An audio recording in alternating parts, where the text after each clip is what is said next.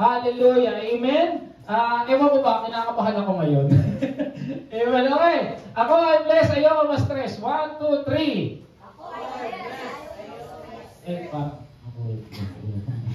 Buti ulit. 1, 2, 3. Ako ay blessed, ayoko ma-stress. 1, 2, 3. Sabi mo, blessed na please ako, katabi kita. Parang hindi, ano? Amen? Bakit lagi natin sinasabi to? Kasi sabi nga, every gising is a blessing, no? Hindi lahat ng tao nagigising at habang ako siguro ay gagamitin ng Lord sa pagtuturo, lagi ko ipapaalala na tayo pinagpala ng Diyos nung unang nang nagising pa tayo. Amen? Kasi iba hindi nagigising. Amen? Call me, ano ba tawag doon, paulit-ulit, pero yun ang katotohanan ng buhay na tayo pinagpala ng Diyos. Amen? Yung iba hindi nakikita na sila kasi sanay lang magising. Paano kung hindi ka magising? O kaya pag-gising mo, naninikip yung dibdib mo. Kaya naalala ko yung mga araw na ako ay malayang nakakagising, nakakahinga ng maayos. So every gising, a blessing. 2025, the year of breakthrough. Yung iba, nakaranas na agad ng breakthrough January pa lang. Amen. Tatalam ko yung iba, pararanasin ng Panginoon ng breakthrough this 2025 in Jesus' name. Amen. I-declare natin yung pag-ising na, Lord, salamat sa breakthrough binigay mo sa amin. Binigay na. Dahil nasabi ng Panginoon, Ephesians 3:20, now to Him was able to do immeasurably more than we can ask for. Tama-tama yung testimony ni na Pastor Joby, no?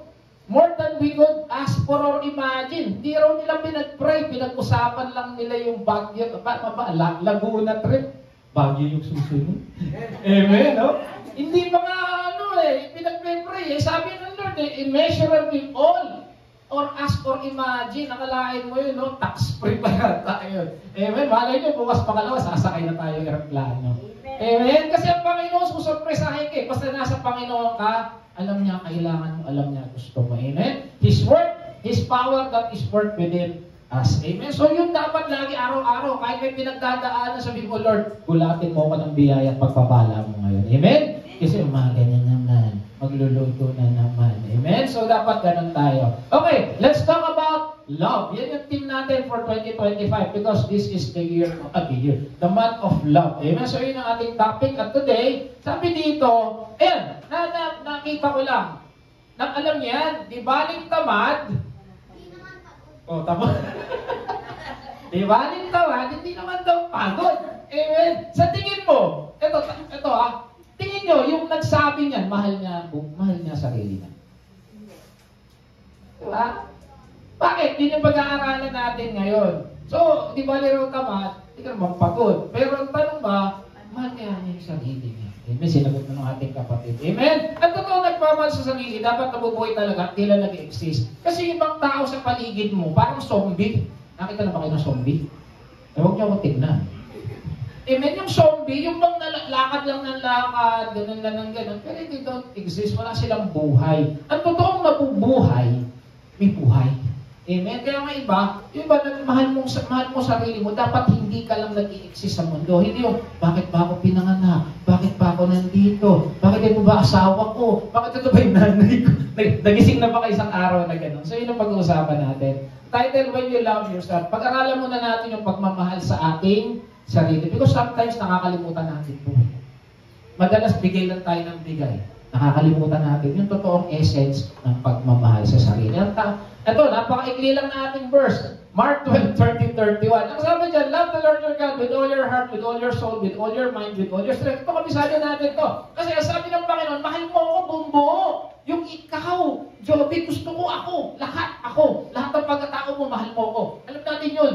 Kristiyano tayo. We were taught in the beginning that dapat tayo mahal natin ng Diyos. Bakit mahal tayo ng Diyos We love Him because He first loved us. Sabi ko nga, yung ating memory verse sa mga bata, Romans 5:8, no? But God demonstrated His love for us while we were still sinners. Minahal tayo ng Diyos nung tayo'y makasalanan, nung tayo'y bulok, nung tayo'y pangit, nung tayo'y mabantot. Nung tayo minahal ng Diyos. Amen? Kasi sinabi nga niya, mahalin mo rin ako ng buong-buong ikaw. Amen? Kaya sabi niya, pero ito yung pangalawa, ito yung pag-aaralan. The second is this, love your neighbor as your... So, ibig sabihin pala, dapat mahalin natin yung ating sarili. Kasi hindi mo kayang mahalin yung neighbor mo kung hindi mo mahal yung sarili mo. Tama? Kung bulok yung pagkatao mo, bulok yung pakikitungo mo sa kapitbahay mo. Bulok yung pakikitungo mo sa asawa mo, sa anak mo. Kasi hindi mo alam mahalin yung sarili mo. Amen? So yun yung pag-aaralan natin. Sa Tagalog, ibigin mo ang iyong kapwa gaya ng pag-ibig mo sa iyong sarili. So God has told us indirectly that we should love ourselves. Dapat meron tayong pagmamahal sa ating sarili. Amen? Pero sabi mo, Pastor, pero tinatawag na self-love. Self-love, kung mahal nga sa sarili, no, means placing a high value on well-being and happiness. Sorry, maliit. Self-love means taking care of yourself, not sacrificing your well-being for the sake. Sa kinto, pag sinabi mo naman self-love, Pastor, mahal ko yung sarili ko, kaya nga gusto ko, ako lang yung maganda, ako lang yung malinis, ako lang, yung sarili ko lang ba? Yun daw yung self-love. Pero hindi yung tinuturo ng ating Panginoon, ha? Hindi self-love. Kasi baka sabihin mo, mahalin pala sarili. So dapat pala, yung sahod ko bilang tatay, akin lang. Ako lang mag-i-enjoy. Bilang nanay, bahala kayo sa buhay nyo. Basta hindi ako magkakasakit, bahala kayo. Kayo magkasakit. Hindi ganun. Hindi ganun ang self-love. Hindi yun yung tinuturo ng ating Panginoon. Amen? Hindi self-love. Baka ma-misinterpret. Okay? Makasariling pagmamahal yan. Hindi yan. Kasi ang sabi niya, 2 Timothy 3:1-5, inaano ko lang yung pundasyon natin, ha? But mark this, there will be terrible times in the last days. Sa mga last days daw to. Alam niyo mga apostol, nung umakit si Jesus, alam nila pagbabalik ni Jesus, last days na. Okay, Pastor, 2,000 years ago yun. Okay, tama naman, 2,000 years ago. They have telling us that last days is noon-noon pa. Eh malay niyo kung nasa last days na tayo ng last days. Yung last days is 2,000, nasa dulo na tayo ng 2,000, baka huling araw na. Sabihin na natin gano'n. Ito raw yung tanda nang tayo ay nasa huling araw na. Ano yun? People will be lovers of themselves. Sa mga huling araw daw, yung mga tao mapagmahal sa...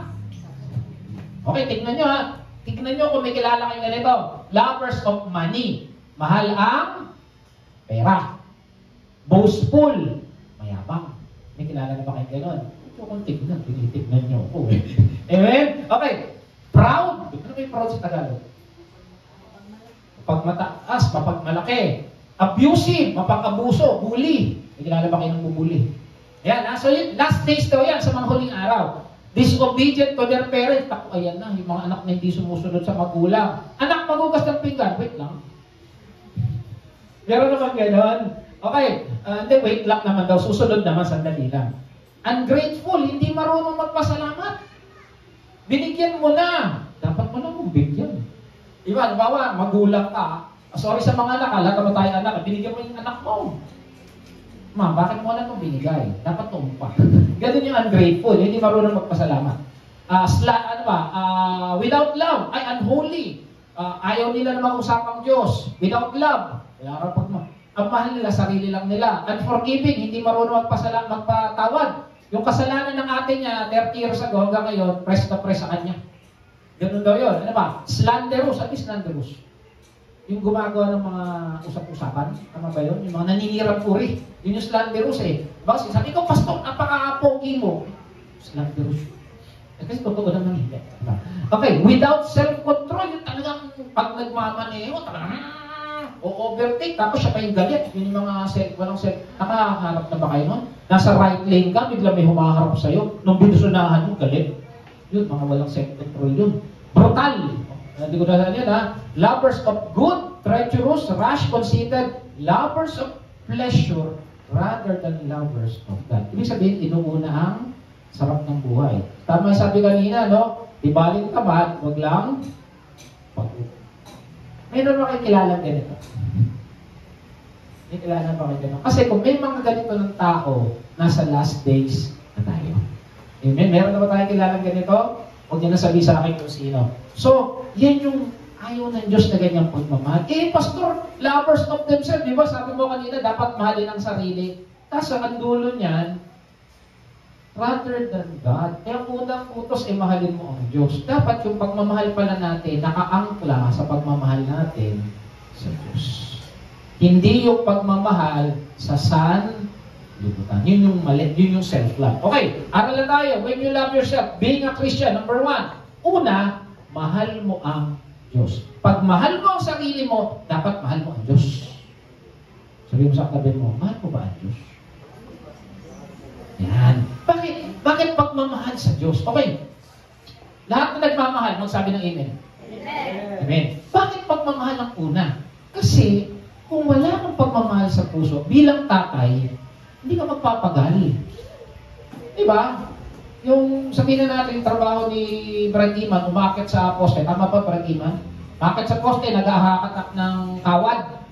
Hindi na niya gagawin yun. Kasi wala siyang pagmamahal. Bahala kayong magutom dyan din. Bahala kayong magutom dyan, Ezra. Kasi wala siyang pagmamahal. Kasi, ang lahat ng ginagawa ng isang tao, sa totoo lang, nakaangkla sa pagmamahal. Hindi ka magtatrabaho ng maayos. Bakit? Di balik matanggal, okay lang. Hindi mo mamahalin yung anak mo bilang nanay. Bahala kayong umiyak na umiyak dyan. Kung yung anak mo, 1 year old, bahala na umiyak dyan. Kasi bakit? Sa totoo lang, ito katotohanan ng buhay. Lahat ng ginagawa natin sa buhay, nakaangkla sa pagmamahal. Tama hindi? Kaya ka nandito ngayon, hindi dahil mahal nyo ako, mahal nyo sila. Diba? Kaya ka kumakanta kanina, maiyak-iyak ka sa kanta, hindi dahil maganda yung boses ni Sister Daisy. Bahit mahal mo ang Diyos. Naramdaman mo yung banal na spirito kanina. Hindi ka nagpupunta rito sa linggo, nagpapaganda ka, nag-aayos ka dahil gusto mo lang ipakita yung maganda mong damit. No! The reason why you are here today, dressing your best, because you love God. Gusto mo kasi haharap ka sa Diyos, maganda ka.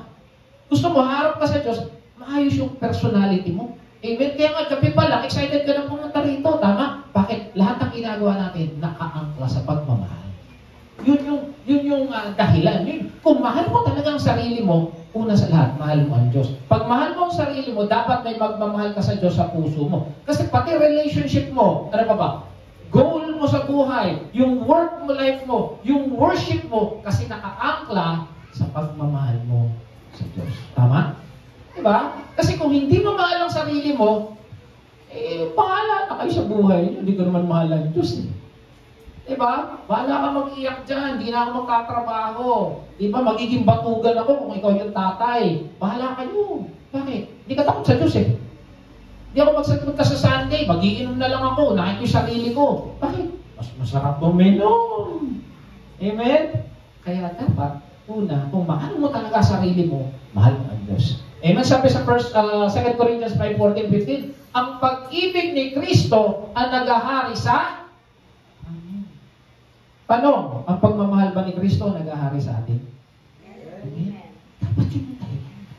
Yun yung dahilan kaya ka kumakanta. Yun yung dahilan bakit ka nagpapagal dito. Sunday, ang sarap matulog, ang lamig-lamig. Pero nandito tayo, inuuna natin yung gawain. Bakit? Ang pagmamahal ni Kristo ang naghahari sa atin. Amen? Mamaya sila Sister Gina, sila Pastor Joey, magtuturo pa yan. May trust nagpapakasarap sa Walter Mart o nagpupunta sa SM o naglalago na uli. Bakit? Kailangan nilang umuwi. Bakit? Kasi may kawain. Kasi inuuna nila yung paghahari ng Kristo sa buhay nila. Amen? So sabi dito, let all you done be in love. Si Sister Tina, hindi pupunta na maaga dito yan. Kung walang pagmamahal sa Diyos yan, wala tayong inumin mamya. Bahala yung mga bata dyan, di ba? Kasi bakit? Mahal ko ang Lord eh. Mahirap ka na nga, wala ka pang pagmamahal sa puso, kawawa ka naman. Ama, hindi. Alam niyo, ang taong may pagmamahal sa Diyos, ang pinakamayamang tao sa mundo. Amen? Kasi, ang Diyos mo ang hari ng mga hari. Ang tatay mo ang may-ari ng sanlibutan. Amen? Ilang taon lang tayo dito sa mundo. Sabi nga sa inyo, 50 na ako and I'm proud of that. Amen? Maaaring 60 lang ako umabot, maaaring 70, maaaring 51. Pero alam ko, pagkatapos ng buhay ko dito, uuwi ako sa mansion ko dahil yung tatay ko mayaman. Amen? Lahat tayo na may Kristo, alam mo, uuwi ka dun sa araw. At yun habang buhay, hindi ka sa impyerno na yung uod hindi namamatay, na yung apoy hindi namamatay. Ayaw mo umuwi dun, pangit dun eh. Dun tayo uwi. Amen? Bakit? May Kristo tayo sa buhay. Amen? You do everything because you love God. If you love me, you will keep my... And what is that? To love God and to love our neighbors. Huwag na natin isa-isa yung 613 laws ng mga Hudyo, kanila yon. Tayo dalawa lang. Mahalin ang Diyos, mahalin ang kapwa, gaya ng pagmamahal sa sarili. Amen? Si Sister Raquel, di pupunta yan dito. Pupunta ko doon, pangit ng pastor to. Nekak lang. Pogi pastor dito. Amen? Yun yung dahilan. Well, by this, everyone will know that you are my disciple. If you love one another. Amen. Hindi pagdarating dito sa SGB. Maganda ako sa'yo, pastora. Oo. Hindi. Lahat tayo dito nagmamahalan, lahat ay maganda. Amen. Lahat pogi. Because nagmamahalan tayo, because we are disciples of Christ. Wala rin mong mataas, walang mayaman. Pantay-pantay tayo dito. Mataas lang ako ngayon, nasa pulpit ako eh. Amen. Pantay-pantay tayo mga kapatid. At kahit dumami tayo ng dumami, we will still be in sync. Why? Because isa lang naman ang mataas eh, si Jesus lang eh. Walang magaling si Jesus lang. We are all disciples. Sabi nito, we love because He first. Yung mga bata hindi nagme-memory verse yan dahil may makukuha kung candy o tsokolate. Ngayon pa lang tinitrain na natin sila na mahalin si Jesus. Amen? It is the love of Jesus that drives our life, our relationship, our work, our goal, our life, everything. Amen? Kaya kung mahal mo ang sarili mo, dapat mahal mo si Jesus. Eh, nakikita mo dyan na, sorry ko say, na hindi nila inuuna ang Lord.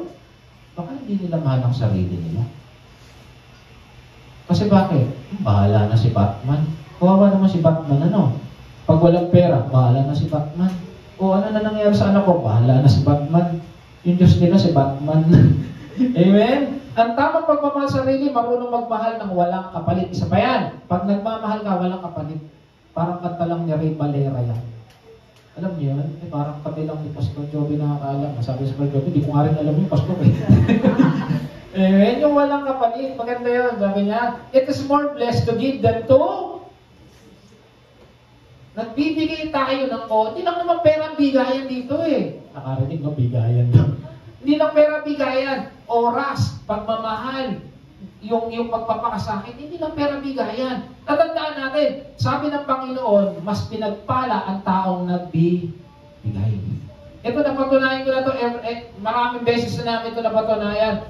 Pag may tinulungan, may binigyan, siksik, liglig at umaapoy, binabalik ng Diyos sa amin. Amen? Kasi mas pinagpala raw ang nagbibigay. Pastor, bakit ngayon ganito pa rin ako? Magbigay ka na magbigay. Bukas makalawa, nakita mo. Baka milyonaryo ka na. Ang sikreto ng pagyaman, diretsoy na natin. Pagbibigay. It is more blessed to give than to receive. Sabi dito, kasi ano ko sasabihin to? Ang mandato ng salita ng Diyos, magbigay. Tamo, when you give, you receive. When who wants to be first, be the last. Kung gusto mong maging kung gusto mong manguna, dapat magsiserve ka muna. If you want to be the greatest, serve. If you want to live, you have to die. Nakita niya, lahat yan, pero di ko na nailagay yung mga verse, di ba? Parang magbigay ka muna, ibabalik sa'yo ng Diyos. Parang sa faith, di ba? Una dapat may faith ka. Parang mabalayan ka ng Diyos. Kasi kung dapat magbigay ka muna eh. Kasi ang Panginoon na sinasamba natin, marunong magbigay. Kaya kung gusto niyo magbigay, at bigay ko sa inyo yung Gcash. Hindi, check lang. Amen? Acts, binalik ko lang, it is more blessed to give than to receive. Hindi mo kaya magmahal kung wala kang pagkukunan ng tapat magmamahal. Kaya nga sabi kanina, unahin natin ang Diyos. Hindi natin kayang mahalin ang kapwa, hindi natin kayang mahalin ang sarili, hindi natin kayang magbigay kung una natin hindi minahal ang Diyos. Sabi dito, as I have loved you, you must love one another. By everyone will know that you are my disciple. Paulit-ulit ito, napakaraming verse ng love. Hindi ko lang nabilang kung ilan, pero napakarami. At alam nyo, sabi dito, let us love one another. Whoever love has been born of God, knows God. Anyone who does not love does not know God. Yung mga hindi rin nagmamahal, hindi kilala ang Diyos. Why? Because God is, hindi siya ang maraming love, hindi siya nagbibigay ng love. Ang love mismo, He is the source of love. Amen? Kaya subukan mong mawala sa Diyos. Pansinin mo ha, pansinin nyo. Ako subukan na ito eh. Pag nawala ako sa gawain ng isang beses, yung isang linggo ko parang init ang ulo ko. Kayo nararanasan niyo yun. Yung minsan talagang hindi mo pumunta for whatsoever reason, nagkasakit ka, meron may sakit. Pero parang ang gulo ng isang linggo mo. Pero yung isang Sunday nandito ka, kahit puyat ka, kahit pagod ka, pero isang linggo mo parang ayos-ayos. Bakit? Kasi yung love mo parang parang lalong nag-uumapal. Amen? Kasi bakit? Ang gino-glorify lang natin dito ang ating Panginoong Jesus. If you love yourself, you must be connected to the source, and that is God. Okay, tignan natin ha. In-apply to ni Jesus. Si Jesus, di ba nung namatay siya, nabuhay muli. Tapos, sino yung nagkasala sa kanyang 3 beses? Si Pedro. Si Pedro, sabi niya, pag tumilaw kang manok, sabi niya gano'n, maaalala mo yung sinabi mo na hindi mo ako pagkakaila. Tama? 3 beses. Kaya alam mo si Pedro, hindi na kumakain ng manok. Ayaw niya sa KFC. Kasi, ay, hindi pagkakaila ko si Lord. Diba? Okay, tingnan natin ha. Nung bumalik si Jesus, pinaghain niya yung mga disciples, sina Pedro. Sabi ko, when they had finished eating, Jesus said to Simon Peter, eto na, ang pagkaharap. Kasi si Jesus, ayaw niya mawala ka talaga eh. Once na tinanggap mo si Jesus sa buhay mo, at sabihin na natin ito, nag-backslide ka, ibabalikan niya. May mga nakita na akong gano'n na talagang nawala for whatsoever reason. Yung iba, grabe yung nagawa niya. Binalik ng Diyos. Kasi bakit? Pag nasa Diyos ka, gagawa siya ng parang ibalikan. Ayaw ng Lord mawala ka sa Kanya. Amen? At gano'n na nangyari kay Pedro. Sabi niya, Jesus said to Peter, Simon, son of John, do you love me? Alam mo ginamit ni Jesus? Agape. Ano yung agape? Selfless love. Sabi niya, do you agapao me? Sabi niya, more than this. Ano yung this? Yung mga lahat na nakikita niya. Sabi niya, yung pagkain, yung mga disciple. Tapos, nag-isip si Pedro, agapao? Selfless love? Pinagkaila ko nga eh. Ang sabi niya, yes Lord, he said, umuo naman siya. You know that sumagot ha, I love you. Ang ginamit, Pileo, alam niyo Pileo? Brotherly love. Ang tanong ni Jesus, agapao, mahal mo ba ako na talagang ibibigay mong buhay mo? Eh, nagkasala. Sabi niya, oh, mahal naman kita eh, bilang kapatid. Ano sabi ni Jesus? Sige, kapatid ha, feed my lambs. Yung mga lambs, tayo, yun po pala. Sige, kapatid lang pala. O sige, pakainin mo sila. Okay, inulit ni Jesus. Jesus said, Simon, son of John, do you love me? Agapao na naman. Sabi ni Peter, agapao, sinabi ko na, pileo lang eh. Kaya, he answered, yes Lord, you know I love you. Pileo na naman. Eh kasi yun lang yung kaya niya ibigay. Nagkasala nga siya eh. Okay, Jesus said, take care of my sheep. Sige, pileo lang kaya mo ha. Sige, alagaan mo sila. Alagaan mo sila.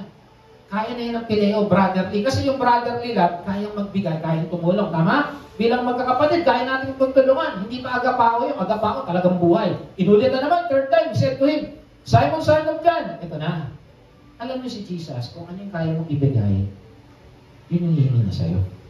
Ang sabi ni Jesus, do you pileo? Nagbago. Kapal sa inyo? Kanina agape, hindi niya kaya. Sige, pileo na lang.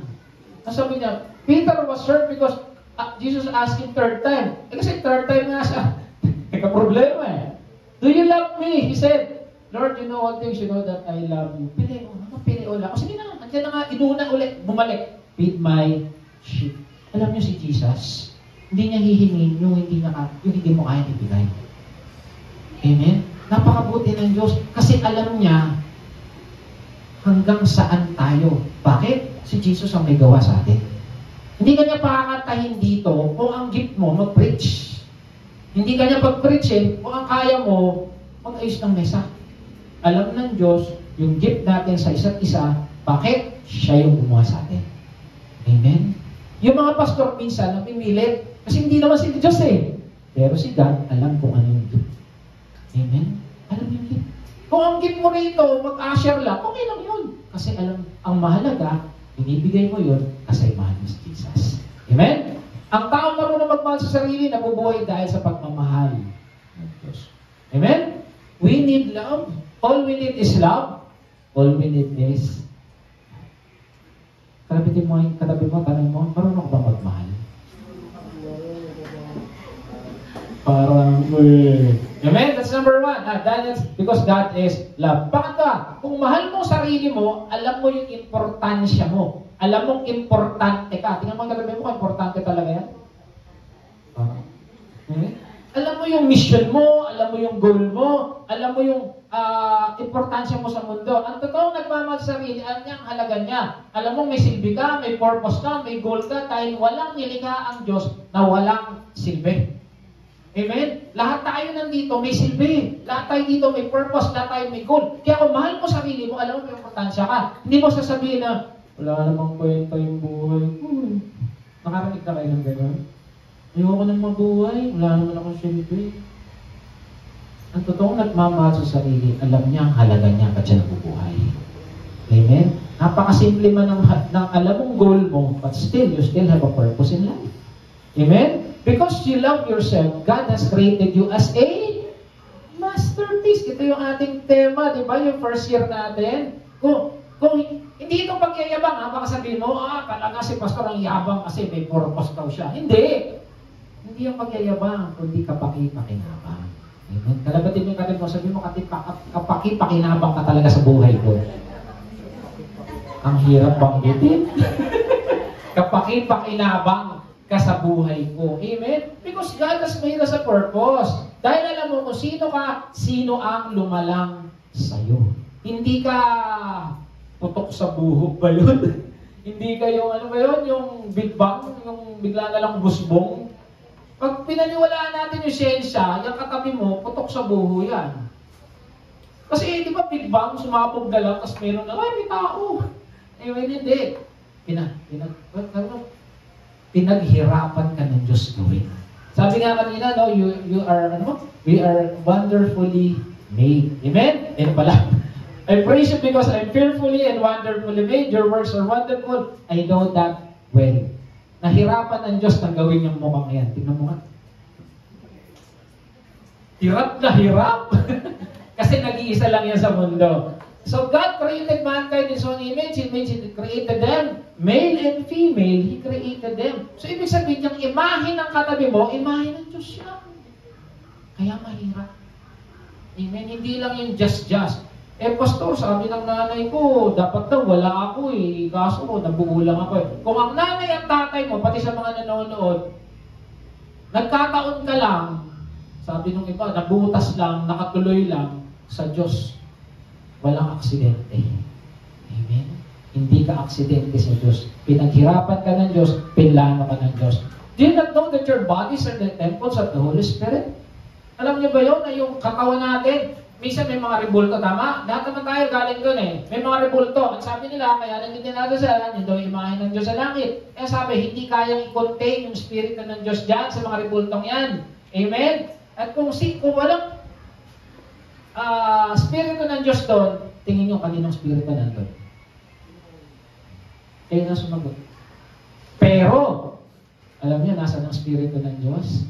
Nandyan sa katabi mo. Amen?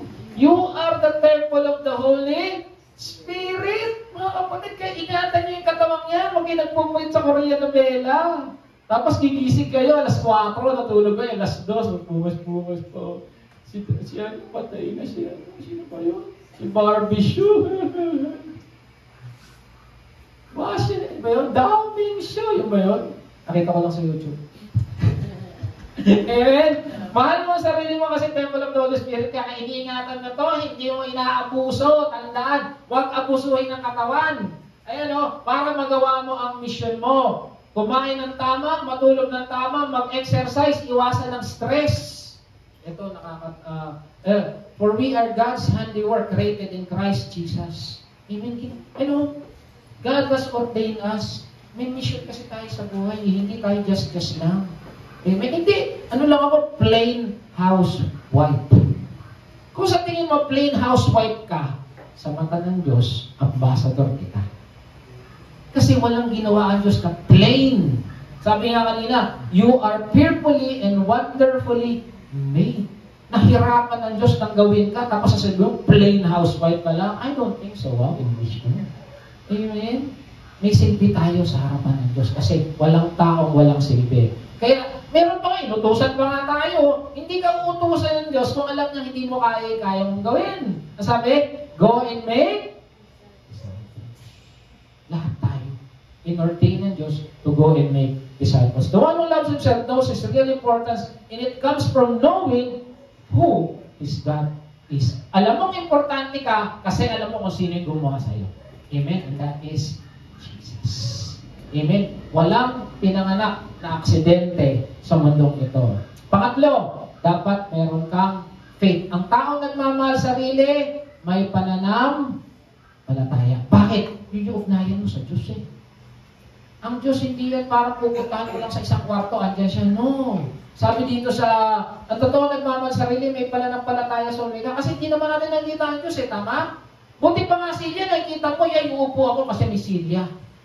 Ay, may jeep, sasakay ako. Ay, may driver, sasakay ako. Pupunta ako sa bayan, di ba? Pero ang Diyos di mo naman nakita eh. But still, you pray.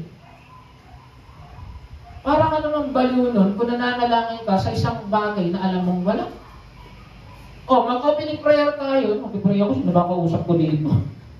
Di ba? Kaya ka nagpe-pray kasi alam mong may Diyos. Pananampalataya yun. Kaya alam niyo yung mga taong walang time mag-pray, baka di sila naniniwalang may Diyos. Kasi kung mahal mo ang Diyos, excited kang kausap. Ulit, sino nagmamahal, magsabi ng amen. Amen. Sino nagmamahal sa anak, magsabi ng amen. Amen. Sino nagmamahal sa asawa, magsabi ng amen. Amen. Para humina. Kasi kung mahal mo ang asawa, sa anak na lang. Pag mahal mo ang anak mo, gusto mo makita anak mo lagi? Gusto mo makausap ang anak mo lagi? Kasi kung mahal mo ang Diyos, gusto mo siya makausap lagi. At paano makausap si Lord? Through prayer. Ngayon, kung wala kang time sa Kanya, baka hindi mo siya talaga mahal. Amen? Sabi dito, for it's by grace you've been saved through faith. Naligtas tayo sa ating pananampalataya sa biyaya ng Diyos at tayo nananampalataya sa Kanya at hindi yung sa ating sarili. Tignan natin yung mga faith. Ito pa. And without faith, it is impossible to please. Hindi ka lang kakanta rito kasi maganda boses mo. Sabi nga kanina ni Brad Emmanuel. Hindi ka magpe-pray dito na napakahaba ng prayer mo kung alam mo wala ka namang kausap. Hindi tayo, wala tayo dito. Dakdak lang ako ng dakdak kung alam kong walang Diyos na nagbibigay ng lakas sa akin. Amen? Kahit anong galing namin mga pastor magsasalita rito, mag-devotion, kung ano man magturo, kung walang banal na spirit ang gumagabay, tigilan na natin to. Tama? Kasi bakit? Kaya tayo nandito, mahal natin ng Diyos. Amen? For we walk by faith, not by sight. Because Jesus is our shepherd. The Lord is my shepherd. Saan? Nasaan yung pastol ko? Di ba? Kung wala kang faith, hindi mo nakikita. Pero kung may faith ka, alam mo, katabi mo siya. Sino rito naniniwala katabi si Jesus ngayon? Amen? Kasi yun yung faith eh. Tignan yung ginawa nyo. Kaya nga yung babaeng 12 years, tama ba 12 years? 12 years na dinudugo. Sabi niya, mahawakan ko lang to. Ano tawag doon? Faith. Hindi na nga sila, Lord, iyan mo ako ha, iyan mo ako to. Lay hands mo ako. Lord, ano ako, magpapasting ako ha. Hindi na. Sabi niya, mahawakan ko lang itong laylayan ng damit ni Jesus. Gagaling ako. Ano nangyari? Gumaling. Ano sabi ni Jesus? Your faith has healed you. Amen? Kaya ako naniniwala na nananampalataya, may pangako ang Diyos, pag pinanghawakan natin yan, mangyayari eh. Amen? Amen? Kung may faith tayo, talagang breakthrough mangyayari this year eh. Amen? So, ibig sabihin, sila Pastor Joby, may faith. Sama mo kami. Ganun eh, no? Sama mo naman yung faith mo, Finland. Namili pa ako, Canada, America, sama kami. Amen? Lord, bigyan mo kami ng visa, papuntang Canada lahat. Doon na kayo magtatayo ng church. By faith, balay mo, isang araw, mangyari. Nakita mo si Sister Flor doon, nag-pray na. Amen. Amen. Iniwan dito lang, nasa Canada na sila.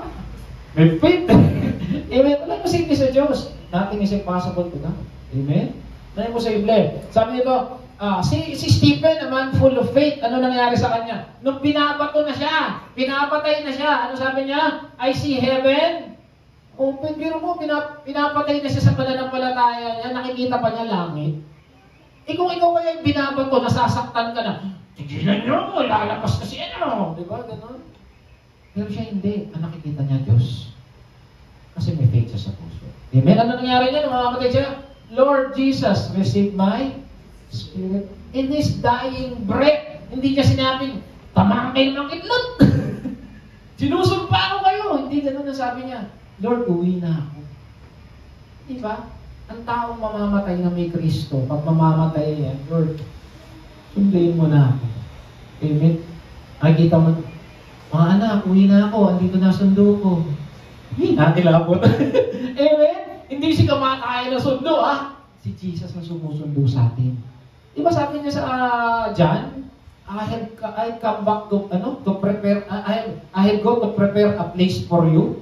Di ba? Siya nagpe-prepare ng mansion sa atin. Siya ang susundo sa atin. Amen? Dahil ito, kung mahal mo sarili mo, may faith ka ba talaga? Tanong mga katabi mo, may faith ka ba?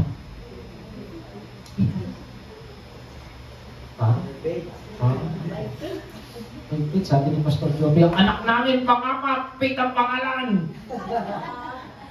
Aray, sabi ni Sister Gina. Naghahanap ng faith Alam niyo si Abraham, anak ng babae yun. Alam niyo sino? Si Faith. Because Abraham is the father of faith. Nakaisa pa ako, Sabi ni Pastor Joby, ako din. Breakthrough talaga yun. Natakot si Sister Gina. Amen. Patuloy na yata ito, empowerment. Kung alam mo, mahal mo sarili mo, dapat pinapagaling mo yan. Hindi pinapagaling kasi may sakit May sabihin, ini-improve mo yung sarili mo. Kung magaling kang kumanta, lalo mong ginagalingan yung pagkanta mo. Kung magaling kang magturo, lalo mong ginagalingan. Nag-aaral ka lagi. Kung ang gift mo, magmaneho ng motor, ginagalingan mo lalo magmaneho ng motor. Kung gift mo, mag-electrician, lalo ka nag-aaral mag-electrician. Hindi ka papayag na stagnant ka lang. Bakit? Kasi alam mo, yung may-ari sa'yo, hari ng mga hari. Ayaw mong mapahiyasa sa'yo. Amen? Si Brad Emmanuel, magpiprit sa Araneta Coliseum, siguro di makatulog to. Siguro sa linggo nagpe-prepare to. Araneta Coliseum yung puno Di ba? Ayaw mo pahiya si Jesus sa'yo. Kasi dala-dala mo yung Jesus sa puso. Amen? O si Pastora, magpiprit siya sa magpiprit? Sa Luneta. Amen? Sigurado yung sa Liwasang Bonifacio. Yung mga gagraduate na pulis.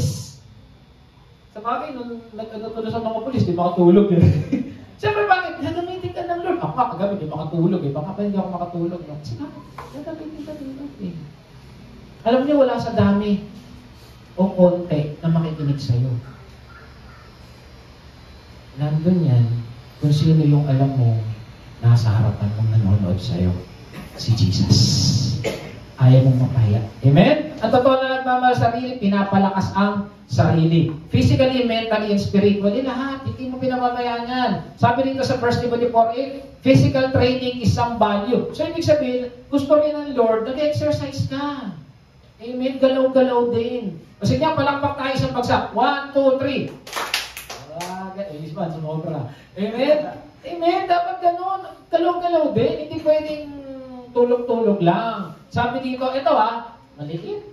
Sabi dito, kailangan daw nagre-rest tayo properly para yung isip natin. Kasi sabi, pag nagpupuyat daw, kinakain ng utak natin yung utak natin. Hindi sa pa. Ito sabi, alam nyo, 90% of all illnesses could be linked to chronic disease. Heart disease, cancer, accidents, lahat yan. Alam nyo, ang totoong killer, hindi yung cancer, stress. Talagay ko, nanay ko sa stress. Amen, hindi cancer, hindi heart attack, stress. Lahat ng inatake sa puso, may stress yan sa buhay. Hindi natin alam ano problema nila, pero may problema yan. At yun ang pumatay sa kanila. Amen? Kaya kung mahal mo ang sarili mo, dapat iingatan mo yan. You must have Jesus, yung joy sa puso. Amen? Sabi dito, ito pa, yung iba kasi, maaga gumigising, gabi natutulog. Kasi sabi niya, kailangan kong magyumaman, kailangan kumita. Sabi niya, it is made for you to rise up early, to retire late. Retire, tulog lang to. Sabi nung nagsulat sa Psalms, to eat breads of painful labors. Yung bang sobrang ka nagsisikap, umaga hanggang gabi, trabaho ka ng trabaho, kasi para lang magkapera. Ano sabi? For He gives to His beloved, even His gift. Alam niyo, mga anak ng Diyos, kahit natutulog, pinagpapala ng Diyos Amen? Hindi na kailangan, hindi ko sinabi magtrabaho, pero huwag patayin yung sarili mo sa trabaho. Kasi kulang pa yung ibabayad mo sa ospital pag ikaw nagkasakit. Sa totoo lang, ang hirap pumila sa Jose Reyes. Amen? Ang anak ng Diyos, kahit tulog, may blessing. To give you an example, last week yung mic natin, napansin nyo, kukurap-kurap. Isang iglang bago mic natin, hindi nyo napansin? Nagulat ako. Breakthrough Hindi ko pa hinihingi, meron na. Bago. Haba ng antena, oh. Ang mga Sister JC, doon pa kumakanta. Wala nang kurap-kurap. Yun napansin? Because this is the year of breakthrough. Kahit natutulog, pinagpapala ng Diyos. Kaya huwag mong patayin ng sarili mo kakatrabaho. Hindi sinabi huwag magtrabaho, ha? Sinabi yan ng Diyos. Pero yung patayin mo sarili mo sa trabaho, ayaw ng Diyos yan. Sabi mo sa tabi mo, huwag ka masyado nagpupuyak. Ay. Korean novela raw eh. Amen? Ito may kwento. May mag-asawa, mga 75 years old, nakarating, namatay eh. Mag-asawa, namatay sa pagtulog. 75, 80 yata. Ngayon, nasa langit na sila. Medyo matanda eh. Ganyan, lakad-lakad. Sinalubog ni San Pedro, kamusta na kayo? Sabi gano'n. Praise the Lord, nandito na kayo. Sabi, nga ako eh. Tapos, ito na, sinama siya sa bahay. Ang ganda ng bahay, ganda ng mansion. Amin ho ba ito? Oo, sa inyo lahat yan. Sabi kasi, interview ni Jesus sa inyo yan. Sabi nga. Tapos, pinakita yung bouquet ring. Sa inyo lahat yan. Sabi gano'n. Tapos, lahat ng bagay dito sa inyo, bigay ni Jesus yan. Tapos, pumunta sa loob ng mansion. Grabe mga nakaahin. Lechon, crispy pata, morcon, kare-kare, sinigang. Kasi Pilipino sila eh. Kasi, hindi pa natin SGC. Amen? Basta, sa ibang church. Tapos, nakita nung lalaki. Sabi niya, San Pedro, bawal sa amin lahat yan. Kasi high blood siya nung nasa lupa siya. Ano ka ba naman? Sabing gano'n. Lahat yan pwede mo nang kainin. Pahirap siyang gano'n. Yung bike na ho yun. Lahat yan pwede mong gamitin kasi pwede ka nang mapagod, pwede ka nang mag-basketball. Sa langit, wala nang sakit. Bigla nagalit sa asawa. Ikaw talagang babae ka kahit kailan. Ikaw talaga sa asawa. Gulat yung asawa. Bakit? Anong ginawa ko sa'yo? Kung ano-anong big gamot ang binigay mo sa akin, dapat 20 years ago, nandito na ako. Hindi nakagets. Hindi po. Sarap daw pala ang buhay ito, nakakain lahat. Sa lupa, hindi niya makain lahat. Kasi puro daw maintenance. Huwag mo makakainin niya. Pigil ka ng pigil sa akin, 20 years ago. Di sana, 20 years ago. Kakita ko na kain dito. Joke lang ha. Pagkayahin niyo yun. Amen? Sabi dito, ito, simple. Mentally, keep this book of law always on your lips. Meditate on it day and night. Alam niyo, yung pagbabasa ng Biblia, nakapagpahaba ng buhay yan. Ay sabi, so that you may be careful to do everything written in it, then you will be prosperous and successful. Pag binasa mong Bible, nasunod mo yan, magiging prosperous ang buhay mo. Try niyo mga kapatid, subukan yung basahin at sundin. I dare you. Wow, imbis na naman ako. Subukan nyo sundin yung mga sinasabi sa Biblia. Na yung siksik, liglig at umapaw ng pagpapala. Kasi blessed na tayo, kukunin nyo na lang eh. Subukan nyo. Subukan nyo. Subukan nyo yan. Amen. Subukan nyo lang. Joshua 1:8. Talagang i-meditate. Okay. Yung totoo, sino nakabasa ng Bible? From Genesis to Revelation. Amen. Sino nagbabasa ng Bible araw-araw? Iba, hindi na tumingin sa akin. Yan yung susi ng buhay. Tapos ayaw yung basahin. Basahin nyo. Read your Bible. Have nothing to do with godless peace and always. Train yourself to be. Ang pagiging maka-Diyos pala, train din, sabi ni Pablo, dapat lagi ka nagpe-pray, dapat lagi ka kumakanta ng papuri kay Lord, dapat umattend ka ng church. Amen? Kasi this is a form of training. We are disciples. We are, sabi nga, yung disciple, matetes, estudyante. Amen? Paano ka mag-estudyante kung hindi pinabasa yung libro? Paano ka mag-estudyante kung hindi ka pumapasok sa school? Amen? So dapat sundin natin yung sinasabi ng Diyos. Train yourself. Hindi pwede linggo lang. Sino rito nagpe-pray? Lahat na nagpe-pray, magsabi ng amen. Kapag-pray yan, nagpe-pray naman palala. Amen? Ang tanong, ito na. Malapit na tayo matapos eh. Gano'n ka katagal kumain? Ba't yung tinitignan? Hindi ako manlilibre. Gano'n kayo katagal kumain? Tingin nyo lang, estimate nyo. 20 minutes? Okay. Pero gano'n ka katagal mag-pray? Sabi di ba, no? Ano ba yung sinabi, di ba? You cannot live by bread alone, but every word that comes from the mouth of God. So, ibig sabihin, tayo, we are a Trinity. Ano tayo? Body, soul, and spirit. Kung pinapakain natin yung katawan natin 20 minutes, at least dapat 20 minutes din tayo nagpe-pray. Itong katotohanan, tinignan ko to sa internet eh. Sabi nila, kung 3 beses ka kumakain, at 30 minutes, 30 minutes na lang. Sa isang araw, you consume 90 minutes a day eating. 90 minutes a day, 365 days a year, 32,850 minutes a year. Ang katumbas, tapos 32,850 minutes a year times 80 years. Halimbawa, assuming mabubuhay tayo ng 80 years, 2,628 minutes tayo kumakain. Pero mo in a lifetime. Tingnan natin. Ibig sabihin, 43 hours, 800 hours. Or ibig sabihin daw ay 5 years ng buhay natin, ginugugol natin sa pagkain. Ganong kadaming oras ang ginagamit natin sa pagkain. Biro nyo yun, sa isang lifetime mo, 5 taon, ginagamit mo sa pagkain. Tingnan natin ang prayer. Ito na. Alright. Liit eh. A casual Christian, pray 5 to 10 minutes a day. Ang devoted Christian, 30 to 60 minutes a day. Ito na yung mga nouns. Ibig sabihin, kung gagamitin natin itong 30 to 60 minutes a day, para nag-spend lang daw tayo sa isang 80 years old na tao ng 6 months to 2 years ng prayer life natin. Wala pang kalahati. Mas marami inuubos natin sa pagkain kaysa pag-pray natin. Amen? Subukan mo mag-pray talaga na nakikipag-usap kay Lord. Tingnan mo, tataba ka. Yung spirito mo. Amen? Minsan nga, nagpe-pray. Lord! Amen. Lord, pagod ako eh. Lord, pero pag nasa, meron may sakit, grabe mag-pray. Lord, pagalingin mo siya. Lord, nandiyan na si Judith, si Jonah, si Bill, si Bay. May mga bayan, grabe, iyak kayo, no? Pero pag wala na, Lord, nantok na ako eh. Lord, bukas na lang, di ba? No. Dapat bigyan natin ng importansya yung ating prayer life. If we know na tayo ay mahal natin ang katawan natin. Kung mahal mo ang katawan mo, you will spend time in prayer. Amen? Sabi dito, let no one despise you for your youth, but set the believers an example in speech, conduct, in love, faith, and purity. Amen? Dapat ganun daw tayo. Yan ang exercise natin. Amen? Kung mahal mo sarili mo, pinapalakas mo ba ito? Sabi nga ni Yoyoy Villamin, mag-exercise tayo tuwing umaga. May nag-exercise pa ba rito? Yung totoo. Yes. Yung iba, ano exercise?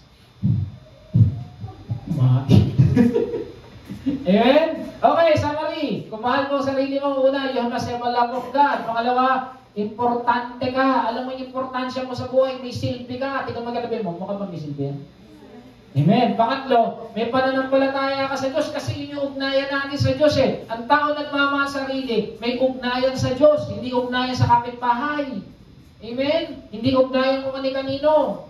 Pangapat, dapat pinapalakas mo sarili mo. Physically, spiritually, and mentally. Dapat, kung mahal mo ang buhay mo, dapat may buhay ka talaga. At ang buhay na yan, sino? Si Jesus. Sino si Jesus? Siya ang daan, katotohanan, at ang buhay. Dapat kung mahal mo ang sarili mo, dapat may Kristo ka sa puso. Above all.